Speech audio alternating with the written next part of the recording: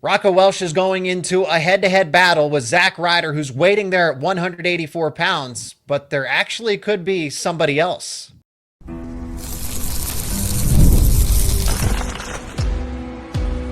You are Locked On Nittany Lions, your daily podcast on the Penn State Nittany Lions. Part of the Locked On Podcast Network, your team every day. That is right. You are locked on to Penn State Wrestling, and thank you so much for making Locked On Nittany Lions your first listen and watch every single day, the #1 Penn State sports podcast out there. My name is Zach Seyko, and I am your host of the show. He is Nick Kosko, wrestling analyst for On3, also covers Rutgers wrestling, as well provides play-by-play commentary for them. Today's show is brought to you by Game Time. Download the Game Time app, create an account, and use code LOCKEDONCollege for $20 off your first purchase. As always, let us know your thoughts down in the comments section. If you're new to the show, please subscribe to the YouTube channel and wherever you get your podcasts.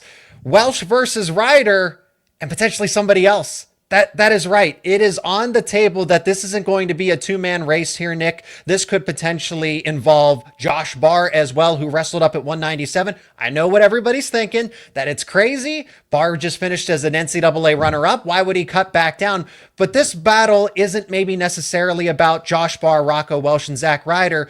Even though he's not directly competing with them, Connor Mirasola is the X factor in all of this. So when you hear that this is more than just a two-man race for the 184 starting spot, I know it's so early. What immediately comes to mind here? First of all, Zach, thanks for having me back on. Always good to talk to you. I mean, when you think about Penn State, I think the only thing you can say at this point is abundance of riches. We knew this already, but if you're going to tell me right now that Josh Barr is going to go back down to 184 for next year, which I have no inside info as to whether he is or he isn't, I'd say that's kind of crazy. But I mean, maybe it makes sense from the perspective of you're just trying to find your best guy at 184. It is kind of mind-boggling considering he did bulk up this past season, took the 197 spot where I think everybody was just. I think you and I talked about this earlier during the season. Maybe it was very early on in the season, but it was him, Connor Mirasola. I think Lucas Cochran was in the mix at one point. He's still in the room right now. He's still in the room, and he's got another year left. Obviously, the Mirasola brothers, they're both freshmen this year. They redshirted, and again, one's at heavyweight. But Barr wasn't even the guy. He was one of three guys battling for that spot at 197 this year. He ends up being the guy, wins, I think it was the Black Knight Invitational, kind of ran off with the spot, had a great start to his Big Ten campaign, and he ended up being one of the best guys in the country. And he backed it up with a runner-up finish at NCAA's. Now he fell short of a national title, but Josh Barr was extremely impressive this year. So you're thinking to yourself, if you're a casual Penn State fan or a casual wrestling fan, you're like, why in the world would he go back down to 184 if he just made the finals at 197? And we see that weight class is going to clear out a little bit. And he's certainly going to be one of the favorites, not the favorite, going into next season to get to the top of the podium in Cleveland. So to me, off the rip, it doesn't make sense, especially if you bring in a guy like Rocco Welsh, who did mention that he has plans to go 184 next year. Now, I'm sure we'll dive into numerous lineup possibilities for Penn State going into 25-26, and that could include 174, where Welsh did make the NCAA finals last year, redshirted this year for Ohio State. And again, he was at 74, was going to go up to 84, and then he ended up redshirting. Whole drama with that earlier in the year with the Buckeyes, but there's a lot of guys at 184 for Penn State, and you got to be able to figure it out. And, I say that now, but of course, Cale Sanderson, he's the best coach in the sport for a reason. Penn State's been this dominant for a reason. I'm sure he'll find a way to figure out the lineup, at least for this year, and then there will be a domino effect, for 27, 28, and so on and so forth. I think that's the two immediate questions. One, why would you drop Josh Barr back down to 184? I think people forget that the Mirasola twins were both top 10 or top 15 conservatively in terms of the pound for pound rankings when they were in high school. So they were some of the best recruits in the country at that time. They go through that redshirt period, and then they're almost forgotten about in the sense. So if Connor Mirasola is ready to go at 197, then that gives you, some flexibility.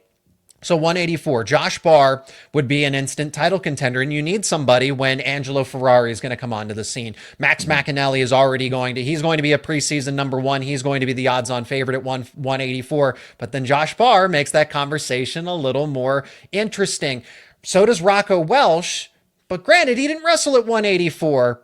for a full season at NCAA. So what Penn State, like you said, is doing here, well, if the best options are Connor Mirasola at 197, Josh Barr at 184, so be it. But then if you kind of already know that in advance, why go get a Rocco Welsh? The first thing that comes to my mind is Cael Sanderson is hedging more. He's playing chess, not checkers here. This is more than just a 1-year plan. This isn't just a Band-Aid for this upcoming season. 174 opens up in a matter of time. Levi Haynes is almost out of eligibility. I know a red shirt was on the table at one point in time, but he's going to be a true senior with next season, then he's done. So 74 opens up, and I also find it interesting, Nick, that Rocco Welsh is still training freestyle at 79 kilos, which is the equivalent of 174 and a half pounds. So why are you staying around that weight if you're going to be bulking up to 184 if there wasn't a longer-term plan involved here? Yeah, it's an interesting question, and Welsh did wrestle all year, at least in redshirt for Ohio State at 184 pounds, goes 11-0. He had a 86, around an 87% bonus rate, if I remember off the top of my head. He pretty much dominated. And again, they were all opens. I don't want to, dispel that record or, Sure. make it greater than it actually was. We know how good he is. Of course, he was 24-5 as a freshman, where he wasn't supposed to wrestle as a true freshman. And he goes all the way to the NCAA finals. And who's he lose to? He loses to Carter Starocci, which ironically could replace him this coming season. And of course, Carter Starocci always having fun on Twitter saying Zack Ryder all day, which I thought was hilarious, actually. But to your point, where we're trying to math this out, the math isn't mathing right now. Hypothetically, you could do something along the lines of, I don't know. And again, maybe this is me thinking off the top of my head. Let's just say, because you have Levi Haynes, he has a red shirt available. He's already an NCAA champion where he was at 157. He bumps up 2 weight classes this year where everyone was like, oh my goodness. And then he, ended up looking like a title favorite, lost to Keegan O'Toole, but then O'Toole was hurt. Then you're like, okay, maybe he still will make the finals. And then he finishes third this year. Nothing against that. The guy's finished top 3 years in a row as a member of the Nittany Lions. Now, because he has the red shirt available, could I see a scenario where, because Rocco Welsh is training at 79 kilos and he has the ability to go down to 174 this year, even though he wants to go to 184, it seems like I could see that. Then you could all of a sudden you have a red shirt for Levi Haynes. Welsh goes 74. You have Ryder and Josh Barr battle it out hypothetically at 184. Let's just say Josh Barr is the 84-pounder this year. Then it opens up the Mirasola brothers at 97 heavyweight. Now, I think they're going to have one at heavyweight anyway with Cole, because he's the next guy up at heavyweight anyway. So Cole gets that spot, but it allows you to give Connor that spot at 197 coming off a red shirt. And again, Josh Barr already used his red shirt. He has now 3 years of eligibility left.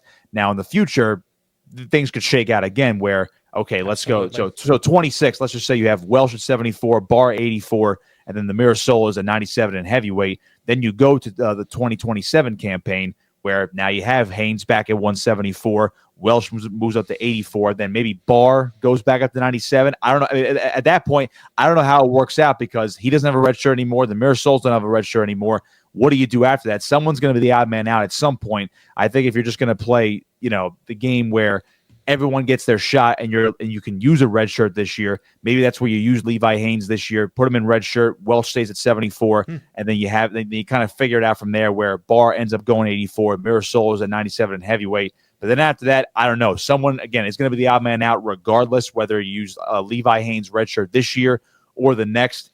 Maybe this is a case where someone's the odd man out this year. Haynes finishes up his eligibility in 26, goes 74. Welsh goes 84 this year. Barr stays in 97. And then you see a guy like Connor Mirasola ride the bench for one more year. And then you basically have everybody cut down the following year. We saw that with Nebraska, by the way. We saw guys like Silas Allred and Lenny Pinto this past season. They were both at 84 and 97. This past season, they go 84 and 74. So we've seen it done before with some of the best teams in the country. So either way, there's going to be an odd man out, whether it's this year or next. But it's a very, as we say with depth in other sports, it's a great problem to have. I just, if you're Cael Sanderson, good luck figuring that one out, but I'm sure he will. Yeah, and I think, Zack Ryder can also cut to 174 if he really wanted to. Penn State also has 2 impressive recruits coming in, and Asher Cunningham, the son of Casey Cunningham, and William Hankel as well, guys that can absolutely factor into the lineup. So Penn State has an embarrassment of riches. Rocco Welsh makes the room better for the state. You're going to get a national title contender at 74, 84, 97 even. no matter how they end up rolling the dice here. So that's what Penn State's lineup looks like at the heavier weights. Initially here, there are some aggressive moves in the transfer portal. Iowa, Oklahoma State. Is it enough to catch Penn State? What about another team that's not quiet, but that they're quiet right now because they have everything mostly figured out? We'll tell you who that could be and who could challenge Penn State seriously in next season, coming up next here on Locked On Nittany Lions. And today's episode is brought to you by Monarch Money. You ever check your bank account and wonder, where did all my money go? Between dining out, online shopping, and entertainment, it's easy to lose track. That's where Monarch Money comes in. It's your personal CFO, giving you full visibility and control over your finances. Monarch Money isn't just a budgeting app. It's a complete financial command center. You can track all of your accounts, investments, and spending all in one place. So you stop just managing your money and you start building wealth. You'll get surprising insights. When I actually started using Monarch for myself, I realized how much I was spending on different things like package deliveries, groceries, eating out. Now I get to budget smarter and save more. The all-in-one convenience. Instead of juggling multiple apps, you can use Monarch to check your finances, track your spending, and even plan long-term goals. You also get easy collaboration. Managing money with your partner is smoother than ever. You can track shared accounts, personal accounts, set goals, and stay on the same page without the stress. Take control of your finances with Monarch Money. Use code LOCKEDONCollege at monarchmoney.com for, get this, 50% off your first year. That is right, 50% off your first year. That's monarchmoney.com, code LOCKEDONCollege for half off your first year. Today's show is also brought to you by Game Time. Imagine watching your favorite team play live, feeling the energy of the crowd, and witnessing unforgettable moments. There's nothing like experiencing a big game in person. Getting tickets to those events shouldn't be stressful. That's where Game Time comes in, making it easier than ever to grab last-minute seats at unbeatable prices. Game Time Picks, it's a feature that will help curate the best deals and makes it easier to find better value for tickets to not only sporting events, but concerts, comedy, theater, and so much more. You'll have easy ticket shopping with Game Time. You can check the Game Time app, and there are amazing deals on some huge matchups coming up. Baseball's back. There's the college basketball tournament. You name it, it's on Game Time. And then you'll have the super deals, the lowest price guaranteed, or Game Time will credit you 110% of the difference. At the end of the day, you get peace of mind. With seat views before you buy, no surprise fees, and the lowest price guaranteed, you can book with total confidence. Take the guesswork out of buying tickets with Game Time. Download the Game Time app, create an account, use code LOCKEDONCollege for $20 off your first purchase. That is code LOCKEDONCollege. Again, LOCKEDONCollege for $20 off. Download Game Time today. Last minute tickets, lowest price guaranteed. Later on in the show, we'll get to Carter Starocci and was he snubbed, as the Hodge Trophy did go, in fact, to Wyatt Hendrickson, so stay tuned for that. We got to get to these portal moves, these up-and-coming portal moves that are going to happen with names just cycling in and out. Iowa's being extremely aggressive. Of course, we know that Nasir Bailey, Jordan Williams are now in the fold. They transfer from Arkansas Little Rock to Iowa, and you get two instant title contenders. And we'll see what Iowa ultimately does at 133 and 141, because you have Drake Ayala. And then according to Intermap, before the NCAA tournament started, I know Bailey did not finish on the podium, but Ayala and Bailey were 2 and 3 respectively. So we talk about Penn State's issues of, hey, but they can move these wrestlers around and they don't necessarily have too much of a log jam there. You could also, Nick, speak to the Dean Peterson rumors, and maybe that changes in due time, right? He's just in the transfer portal right now, even with the rumors connecting him to Iowa. So let's start there and then go to that, I won't call it a mysterious team because they finished in second, Nebraska, but Nebraska doesn't have to do a lot. Let's start with the Hawkeyes there. Getting Dean Peterson, maybe, most likely, who knows? Adding those two other wrestlers, is it enough for Iowa to challenge Penn State next season? I don't think anybody's going to challenge Penn State next season. I think until Me too. Until somebody actually does it. And I thought it was very interesting just being in the arena this last weekend. I can't believe it's already over a week ago at this point in Philadelphia. But broadcasting for Rutgers those first 2 days, getting a feel for the floor, in between sessions and the rest of the tournament. When I wasn't solely paying attention to a guy in a Rutgers singlet. It was interesting because Nebraska was in front of Penn State at one point, and for a couple of those sessions, for a couple of moments, you're like, could they actually do this? And you're thinking to yourself, no, they're probably not going to do it, but this is fun. The team race all of a sudden is really fun because that second place trophy is going to mean a lot this year. I know it was Nebraska, Oklahoma State, and Iowa were battling it out for who's going to steal the show, so to speak, if Penn State's going to have another historic season. I don't think anybody's going to catch Penn State next year again until, again, someone's going to have to actually do it. You're going to have to see upsets. You're going to have to see Penn State maybe stumble where they normally wouldn't stumble. But as far as I can tell with Iowa, they are going all in to try to, catch Penn State, so to speak, or, at least rise up the team standings. The additions of Nasir Bailey and Jordan Williams are huge. I was actually not that I was surprised to see those guys in the transfer portal, just because, we see this happen all the time. NIL is a big factor. And now I'm not saying Little Rock can't pay these guys in NIL value like other schools can. Maybe they have a treasure trove that I don't know about. It's a well-respected program. I really like Coach Neil Ayersman. He's a really, really good dude. They've developed those guys. They've had multiple All-Americans now 2 straight years, headlined by Stephen Little. The 97-pounder has been awesome. But Bailey and Williams, if they're going to get a big payday from Iowa, as it seems to be the case, I can never blame a guy for chasing the money at that point, because wrestling's a sport where the money's not always there, like a football, like a basketball, especially in the college realm, where these moves are definitely more impactful to the casual viewer because there's less to go around, and it's the same, 3 to 6 programs that are going to be shelling out these dollars. Now, it seems like Bailey's going to go up to 41. It seems like the indications are he'll go 41. Williams stays at 49. You have Drake Ayala, of course, at 33. And then if they land Dean Peterson, which, supposedly he's, I'm not saying shopping around is the wrong word, but Iowa might not be the only team interested in weighing him. his options. Yeah. Right. If he's weighing his options, if someone's going to give him a good NIL package, good for him.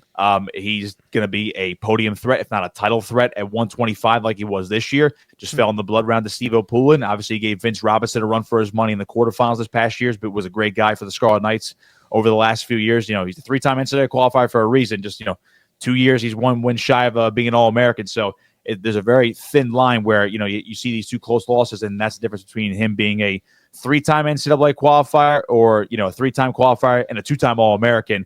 Does that affect his value? Maybe, maybe not. I think Iowa would certainly bode well to put him into the lineup, because then you go Peterson, Ayala, Bailey, Williams. That's a pretty good first 4 right there. Then I'm sure they'll figure out the middleweights as well, because Caliano's coming back at 65. I know they mentioned that maybe he drops just based on what they're trying to do with the lineup. I don't think so.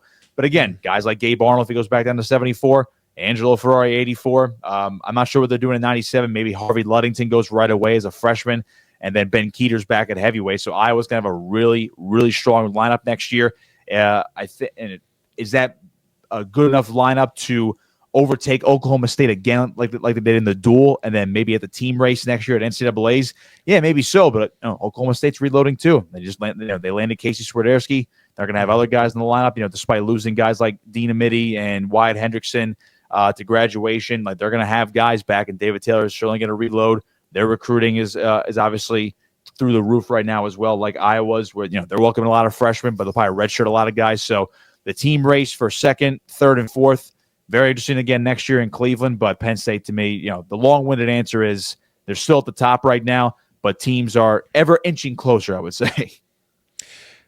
The competition has certainly been a lot more top heavy. When you compare it to 2024, nobody was close. And then you fast forward to 2025, 3 teams outscore the 2nd place team in Cornell, which had 72.5. And then not only Penn State, but that's the thing, Penn State broke the scoring record again, despite Nebraska getting to a 60-point deficit. They closed the deficit by 40 points. Yeah. Oklahoma State also scored over 100 points. And then you had Iowa, who also outscored Cornell in the process. I don't think anybody's catching Penn State next season. In due time, we'll see, okay, does that conversation change again? Because I think Oklahoma State is the best position to eventually catch Penn State or make things really interesting, or at least close the deficit to where, hey, we don't know at the end of the day. You and I can sit here and confidently say, yeah, nobody is catching Penn State. It's actually fascinating to put this in perspective. Penn State breaks their own scoring record. They win by 60. And that was off a year where they had 10 All-Americans and 2 national champions, only the 2nd team ever to have 10 All-Americans. And, as a side note, the dominant story was Wyatt Hendrickson beating Gable Steveson and Nebraska's epic tournament. And then if you put Nebraska into perspective, I'm sure they're going to attack the portal as well for, so maybe like, one of those stopgap type moves at certain weights. Or 2. Right, and they bring a lot back as well. I think Caleb Smith graduates, which they have a hole to fill at 25. So a guy like Dean Peterson who's in the portal. Maybe Nebraska goes after him as well and plugs that hole right there. But Van D's back, Brock Hardy's back, and they have to fill the Ridge Lovett gap right there. Mm-hmm. Maybe a Lachlan McNeil for all we know. I don't know. He obviously is still in the portal, but bring a lot of guys back. National champ Antrell Taylor is back in there. Minto was extremely impressive as a freshman. Was really good. Yeah, maybe he moves up, stays at 65. Who knows? If Pinto's back, Allred I believe is back as well. McDaniel's back, and then I think Harley Andrews, their heavyweight, if I remember correctly, I believe he's back as well. I have to double check that, or someone fact check me. But I mean, they had just to circle back around to the perspective part. Mm-hmm. They had they had 3 finalists, 2 national champs, 8 All-Americans. And I think they broke their personal scoring record, and they finished second, which is their highest placement ever. And they were still 60 behind Penn State. Nebraska is one of the stories of the tournament, but it just goes to show you how dominant Penn State's been over this recent cycle. They've been dominant for over a decade, but especially over the last 2 years, where they break their own scoring record, they win by 60, and yet still it took a tremendous effort, a historic record effort from Nebraska to just close the gap by 40 points, and they're still down by 60. It's amazing to me. Penn State, I mean, depending on what the lineup ultimately looks like, they could very well have 10 out of 10 All-Americans again. Mm-hmm. At least they're going to have surefire contenders. The dilemma is, okay, is this a true NCAA title contender, or are they a fringe NCAA title contender, right? When you look at, okay, where does Ono factor in ultimately? Mm-hmm. Is Marcus Blaze going to start right away, or do they want to use his red shirt because you still have Braden Davis? Oh, Aaron Nagal's still in the room. Yeah. The way that Cale Sanderson's, I think what to just finish up this segment, the way that Cale Sanderson's able to juggle all of this and say that just the allure of the competition within Penn State is appealing enough to keep an Aaron Nagal when it doesn't seem like the brightest tunnel ahead. Same thing with Zack Ryder. You're bringing in direct competition for him, and you still got to deal with Josh Barr on the side. That the competition is simply enough just to keep Penn State around. Oh, you have Masanosuke Ono. Oh, Marcus Blaze is coming in. And I'm not naming everybody. I could go up and down the lineup and name it. Yeah. Nate Desmond's in this class too, as a lightweight. So Penn State just has endless options, but there's no one size fits all. There's no true answer at just about any of these spots. No, not at all. And again, a lot of guys do come back next year. I mean, they're only graduating Bo Bartlett, and I think that's it. I mean, Carter Starocci, but Greg Kirkfleet. So you're graduating guys that have, you're graduating a 5-time national champion. Can't replace that. He's going to stay in the room. Greg Kirkfleet, graduating him, won the title. I think he's a 3-time finalist, if I remember correctly. But he's been in the finals the last 2 years. One of the better heavyweights of the last 5 years. He's going to stay in the room, presumably. He's not going anywhere. These guys are going to stay in the RTC anyway. The allure of the competition, as you alluded to, is just so great. Maybe that was the deciding factor for Rocco Welsh NIL aside, because I'm sure other teams came in. I know Oklahoma State reportedly was trying to swoop in with a great setup in their RTC practice partners, NIL package, whatever the case may be. But Welsh goes to Penn State. I'm sure the competition in the room is very enticing for him. This is a guy who wants to make a run, probably at the 28 Olympics, just like everybody else in that room. And it is amazing when you have guys that are, or I should say weight classes that go about 2 to 3 deep. Their B team probably is going to score top 10 at NCAA's. At top 5 with some of these guys. So again, abundance of riches. I've never seen a guy like Cale Sanderson be able to balance out this much talent and have this much retention. Guys will hit the portal inevitably. We saw Alex Facundo, who is they have 8 wrestlers at this point in time. Yeah, great talent. He's leaving via the portal. Maybe he'll go to Oklahoma State or Michigan, somewhere else. Great talent, might be could be a perennial All-American candidate wherever he ends up for the remainder of his college career. Maybe is in the national title conversation. But you're talking about a Penn State lineup that brings again, you're graduating 3 starters, but then Lilidol's back. You're going to plug somebody in at 33, whether it's Davis or Ono, and then 41. Maybe somebody moves up. Or, you have Marcus Blaze go right away, but Van Ness is back for 1 more year. Kasak and Messenbrink still have 2 more years. Haynes still has another year. And then the upper weights where a lot of guys have a lot of years left. Yeah, and I think that's what I'm just so impressed with. I'm bewildered by that. Cale Sanders, Cale is able to juggle all of this in the meantime and somehow keep mostly everybody happy at the end of the day. Well, somebody who, maybe will accept this at the end of the day, but you're probably not going to be happy from it. You win a 5th NCAA title, and the Hodge Trophy, the award going to the best overall wrestler for the season, does not go to Starocci. It goes to Wyatt Hendrickson. We're going to tell you why that was actually the right decision. That's not going to sit well with Penn State fans, but Wyatt Hendrickson got it for a reason, and we'll break it down on the other side of this break. Today's show is also brought to you by Supply House. Get the supplies you need from the site made for the skilled trades. Supply House. Whether you're in plumbing, HVAC, or electrical work, Supply House is the reliable way to order products online. Their easy-to-use website is packed with helpful resources and the latest product info to help you get the job done right. Plus, with a complete inventory of over 200,000 parts from 400 plus of the top brands, you'll find exactly what you need delivered fast from coast to coast.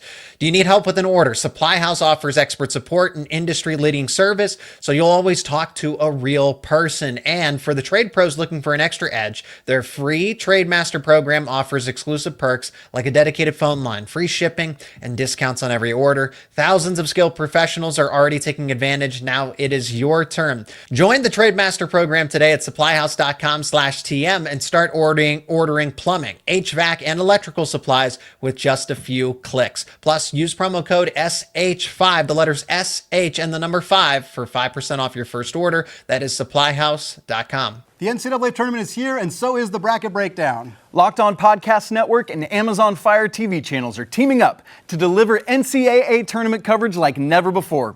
Watch studio shows featuring former players and Locked On's local experts as they guide you through every upset, buzzer beater, and bracket matchup. Stream it all for free on Amazon Fire TV channel. Search Bracket Breakdown to see it all for free. It's your team every day.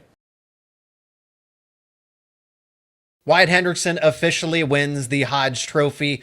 Carter Starocci, I kind of already alluded to it. I think he knew that it was based on what he posted on his social media saying, hey, I just enjoyed the hunt.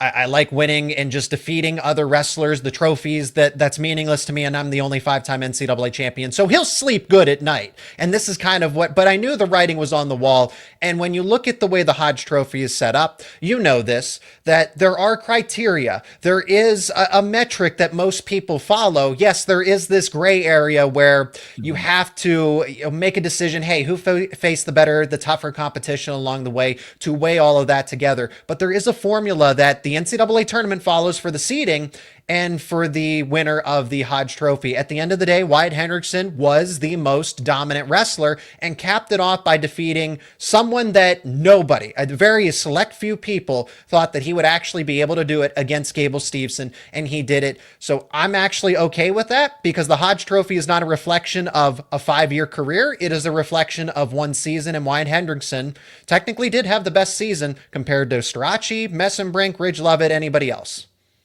Yeah, if I had an official Hodge vote, I would have voted for Wyatt Hendrickson. I think I made that public the other day before the voting actually came out and the results were revealed today. As far as the criteria is concerned, the award is for the most dominant wrestler, and by all those metrics, if you combine them all, you factor in everything, who everybody wrestled, Wyatt Hendrickson, to me, edged out Carter Starocci by a hair.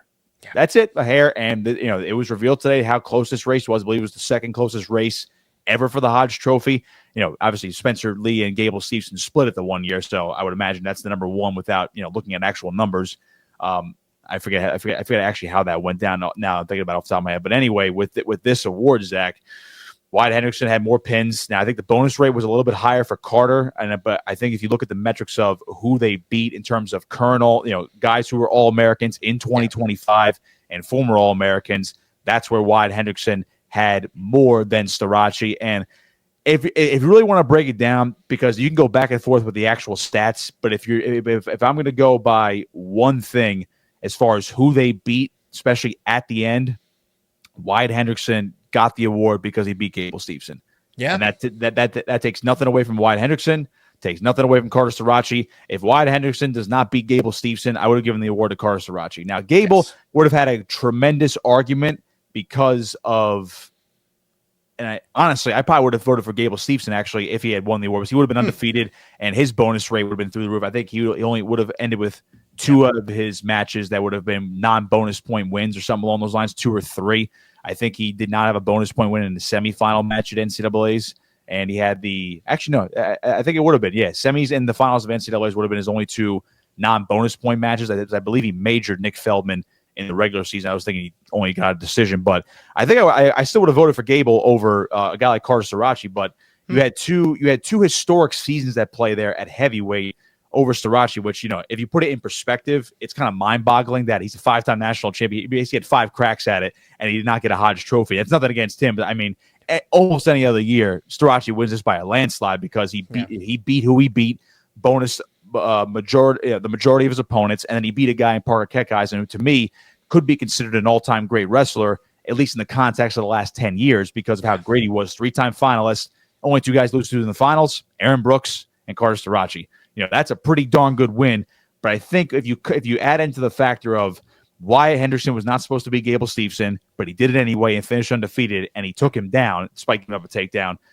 You couple that in with Carter Starocci, we expect him to win every match, and he just edged, quote unquote, I'm putting him air quotes, edged out Parker Keckeisen in the finals, even though he beat him in an exhibition, so to speak, in the All-Star Classic. He beat him twice already, so we kind of seen this movie before. I think that's what kind of swayed the voters. And if you're going by an award with the voting panel, I think that last match definitely swayed it. Because, I think if Gable did win that match, he probably does win the Hodge. Is it as close as it was with this race with Wyatt and Carter? It's probably pretty close. I don't think it's going to be this close. I think more people would be inclined to vote for Gable Steveson. Now, because he's won one before, do you factor that in, then just give it to Carter? Maybe you do. I don't know. But I think Carter, unfortunately, was up against it when it came to the voters this year because you were coming down to, all right, you're going to have one of the most dominant heavyweights we've ever seen. And again, has to be in the context of just one season, but you're up against one of the all-time great heavyweights, if not the greatest heavyweight we've seen in college wrestling. Oh, yeah, he also won an Olympic gold medal while in college. Yeah. Or you give it to the guy in Wyatt Hendrickson, who is a beloved figure in the wrestling community right now because he wrestled for Air Force, takes one more year, and he did the unthinkable. It took out last year's NCAA champion, which did factor into the voting as well, about in terms of the criteria of who he took out. Beat last year's champ, and he beat a 2-time champ who also won an Olympic gold medal and the most dominant guy in the country to that point. So it was just small things. If Carter had won the Hodge Trophy, would I have been mad? Absolutely not. More than enough. He's more than deserving of the award, but I think ultimately if you want to call it, the right decision was made that Wyatt Hendrickson won the Hodge Trophy this year.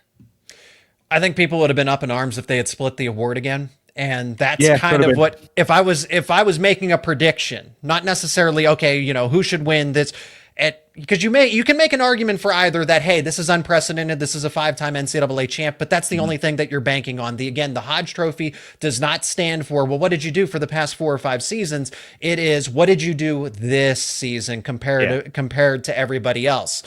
But I really did think that was coming down the pipeline, that they were going to split the award, and no one would have been happy at the end of the day. I don't have an issue with it. Carter doesn't have an issue with it, and I think he's going to be even motivated more because of it. Because hey, you just denied a 5-time NCAA champion, so be it. Now I got to go work just as hard again to prove everybody wrong. Yeah, something like that. Yeah, it's funny that if Penn State fans are up in arms about it, it's like, I mean, Carter Starocci still won you 5 national titles. I'll take that over a Hodge Trophy. Yeah, if you're a Penn State fan, it's like, well, he was part of not 5 NCAA titles. I think 2021 was the year Iowa actually edged them out that year in the shortened season. Yes, for the team standings. St. Louis. But Carter Starocci's won 5 NCAA titles, and 4 of those years, Penn State won the team national title. In 2 of those years, they had a scoring record, including the past 2 years where they broke their own scoring record and still had a ridiculous margin of victory. He just did something that will never be done again. And then he was also part of a team with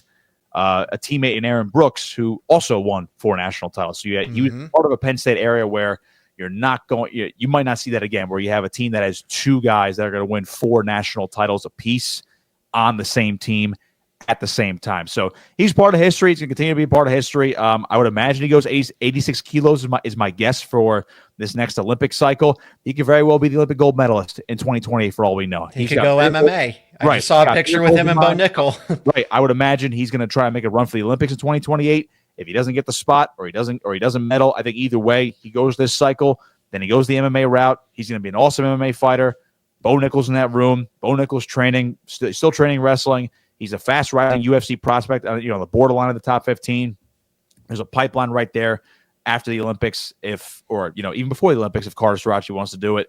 He's got bigger goals in mind. 5-time champion was the biggest goal he could have at this time. Hodge Trophy or no Hodge Trophy, he's going to be a force for the Olympics or the Olympic race or MMA or both within the next 3 to 5 years. Winning 5 times is the permanent Hodge Trophy. Nobody can catch you there. Right. No one's ever right. He lays claim to something that no one in my lifetime, I'd say, again, unless the NCAA does grant 5 years of eligibility, which has been floated around to all athletes across all sports. Even if that's the case, Zach, can anybody win 5 titles? Because I saw a tweet. I think it went viral. It was like someone posed the question, well, wouldn't all these 4-timers have been 5-timers if they had that 5th year? I wouldn't say so.